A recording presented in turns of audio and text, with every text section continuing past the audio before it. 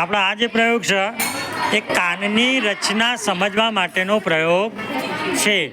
તમારા કાનની અંદર એક પડદો હોય છે. જ્યારે કોઈ વ્યક્તિ બોલે છે ત્યારે તમારા અવાજની જે ધ્રુજારી હોય, બોલવાની ધ્રુજારી હોય, એ તમારા કાનના પડદાને ધ્રુજાવે છે. કાનના પડદાની પાછળ એરણ અને હથોડી અને ચેતાતંત્ર હોય.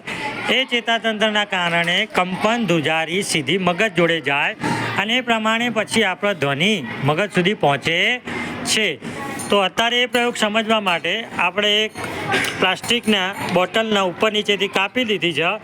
ઉપર આપણે રબરનું પડ લગાવ્યું છે, જેના ઉપર થર્મોકોલના ટુકડા મૂક્યા છે, નાના દાણા જેવું. હવે નીચેથી આપણે કોઈ પણ એક શબ્દ બોલીશું એટલે કર્ણનાળ, કાનની જે નાળમાં જઈને કાનના પડદા સુધી અવાજ પહોંચે છે અને ધ્રુજારી થાય છે કે નહીં એ પ્રયોગ કરીશું. કોઈ બી એક છોકરો નીચે જઈને